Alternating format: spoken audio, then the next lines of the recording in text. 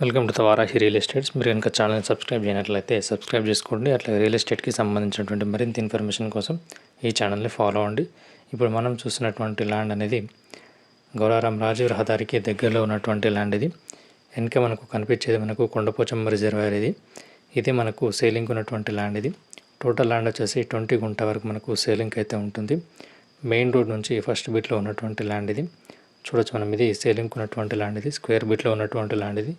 Red soil land ఇది. Full water source ఉన్నటువంటి area ఇది. ఈ ల్యాండ్ ఉన్నటువంటి లొకేషన్ నుండి గౌరారం రాజీవ్ రహదారి అనేది 7 కిలోమీటర్ డిస్టెన్స్లో ఉంటుంది. కొండపోచమ్మ రిజర్వాయర్ అనేది 2 కిలోమీటర్ డిస్టెన్స్లో ఉంటుంది. కావేరీ యూనివర్సిటీ అనేది 5 కిలోమీటర్ డిస్టెన్స్లో ఉంటుంది. ఈ ల్యాండ్ ఉన్నటువంటి లొకేషన్ నుండి షామూర్పేట ఓఆర్ఆర్ అనేది 28 కిలోమీటర్ డిస్టెన్స్లో ఉంటుంది. జేబీఎస్ అనేది 50 కిలోమీటర్ డిస్టెన్స్లో ఉంటుంది. రాబోతున్నటువంటి త్రిబుల్ ఆర్ అనేది 5 కిలోమీటర్ డిస్టెన్స్లో ఉంటుంది. ఈ ల్యాండ్ ఉన్నటువంటి లొకేషన్ నుండి కేసీఆర్ ఫామ్ హౌస్ అనేది 4 కిలోమీటర్ డిస్టెన్స్లో ఉంటుంది. ఈ ల్యాండ్ రేట్ వచ్చేసి 4.8 lakhs per గుంట వరకు రైతు అయితే చెప్తున్నారు. హైదరాబాద్కి పరిసర ప్రాంతాల్లో ఇన్వెస్ట్ చేయాలనుకున్న వారికి ఇది ఒక మంచి ఆపర్చునిటీ అని చెప్పొచ్చు. Thank you for watching this video.